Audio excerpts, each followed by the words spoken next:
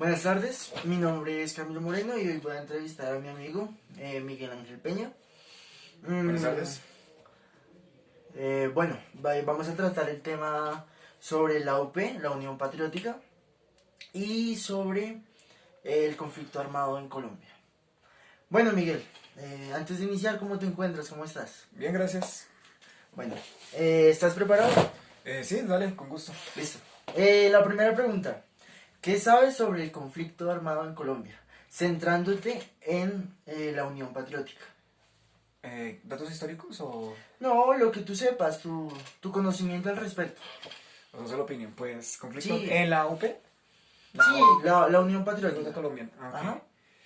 Pues la Unión Patriótica Colombiana fue un partido creado en los años 80 para lo que es la derecha y pues quería defender pues la opinión bueno, la opinión de los que son de la derecha. Pues, ¿qué sé del conflicto armado sobre eso? Sé que terminó muy mal, sé que terminó con un genocidio, porque la historia de Colombia, como ya muchos sabrán, vivimos en un país polarizado, donde el conflicto armado se da por las diferentes ideologías que cada uno tiene. Camilo puede tener una ideología y yo puedo tener una ideología. El problema es la tolerancia que se da en esas ideologías, ¿no?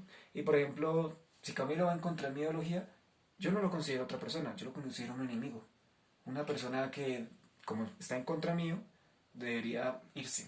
Así de simple, así somos y así hemos sido desde que nos independizamos. Pero bueno, lo que respecto a la UPA, pues la UP, no sé. Sí, la UP, La la UP, Unión Patriótica. pues como todos saben, como todos saben, Colombia siempre ha terminado como los de izquierda, los de derecha, los liberales, los conservadores. Pues el conflicto armado, lo que ha dado las peleas de ideología, siempre ha ido como ganando, digamos así, lo que es los conservadores, la parte conservadora. Y hubo un tiempo que si eras derecha o valía derecha, literalmente, parecías que eras una persona que tenía otros ideales, te mataban, te desaparecían. En Colombia las desapariciones forzadas eran habitual. Creo que fuimos el país con más desapariciones en toda América Latina. Eh, y bueno, el conflicto armado en Colombia siguió y, siempre, y seguirá. O sea, no es que actualmente ya no se hagan desapariciones ni asesinatos, sino aún se siguen haciendo desapariciones, aún se siguen haciendo asesinatos. Solo que esta vez ya lo estamos como o censurando más o no le damos tanta la importancia. Como que nos acostumbramos a nuestro ambiente de conflicto. Con eso concluyes la pregunta, ¿sí? Pues de ¿Algo lo que sé más? de la Ahí. OPA, pues no, no sabría decirte mucho, pues la verdad sobre esa parte de historia de Colombia no sé mucho, solo sé que era un partido político y Claro, pues es que sí, nada más. o sea, es un tema Me que falta está mucha... bastante censurado, bastante oculto, la verdad. No, no se Sí, ha la escuchado, que se verdad... informa poco. Por ejemplo, es la primera vez, siendo muy sincero, que me entero sobre el tema. Ujú. Bueno, Miguel, vamos por la segunda pregunta. ¿Cómo te sientes? ¿Estás cómodo? ¿Algún problema? ¿No? No, estoy bien cómodo. Ah, bueno, Miguelito. Entonces, continuemos. ¿Para ti la tolerancia es buena o es mala? La tolerancia. Creo que ahorita estaba hablando de ese punto. Regresando al punto anterior con lo que es el conflicto armado, como vemos es un problema de buscar el poder político de quién tiene la razón o quién debería gobernar y también de tolerancia. La tolerancia para mí es sí o sí una base que todas las personas debemos eh, obtener en nuestra educación, que todos debemos culcarnos con tolerancia, pero esa tolerancia obviamente tiene que ser limitada, se podría decir. Sí, claro. ¿Por qué? Porque la tolerancia es buena. Porque en un país donde literalmente vivimos con la idea de la xenofobia, vemos normal el machismo, la homofobia, el racismo, y eso que somos multicultural, o sea, es sorprendente. Eh, Donde vemos normal, literalmente, la discriminación a otra persona, colocarle apodos, o sea, literalmente si tú no piensas igual que yo, o tú no piensas, o yo no pienso igual que tú, me discriminas, me colocas un nombre o, bueno, un seudónimo, por ejemplo, castrochavista, Sí. opresor, machista, lo que sea. Veneco, Amén. Eh, Necesitamos tolerancia. claro.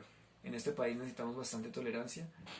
Aprender a respetar tanto los derechos humanos. ¿Qué son los derechos humanos? Los derechos humanos, como dice el mismo tratado, son los derechos humanos, no Sí. mis derechos Sí, es solamente. cierto, sí. No tenemos no queremos colaborar con ellos, o sea, literalmente solo defendemos lo nuestro, solo defendemos nuestros derechos, defender los derechos humanos, yo defender los tuyos y tú defender los míos. Eso es lo que conforma una sociedad, lo que conforma una comunidad sana.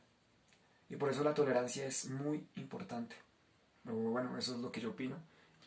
Claro, bueno, ahí voy a hacer un pequeño paréntesis y voy a añadir un poco de lo que opino al respecto, pues como para complementar un poco esta entrevista, ¿no?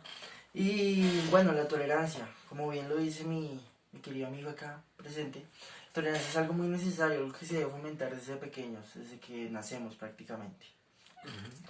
Pero, si bien es cierto, también tiene que tener límites, tiene que tener reglas que la controlen.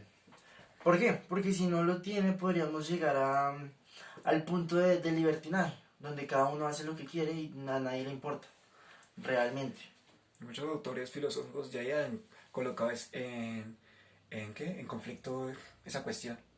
Por ejemplo, si el ser humano, sin reglas, si que fuera libre de hacer lo que se le dé la gana, literalmente, en toda la expresión, es una persona malévola, si de verdad buscamos el bien.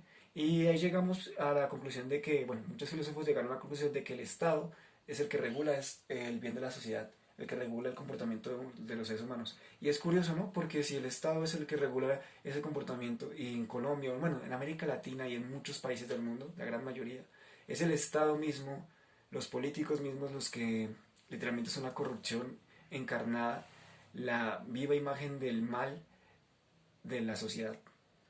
Y pasa algo gracioso, porque tú ahorita estabas hablando de los derechos humanos, ¿no? ¿Cierto? Se supone que las leyes de los estados, por ejemplo, como Colombia, son orientadas por los derechos humanos. O sea, en base a Todos los los países derechos se ven. humanos, sí, claramente, en base a los derechos humanos se realizan las leyes. Pero sucede algo que esas leyes muchas veces no son para el pueblo, sino para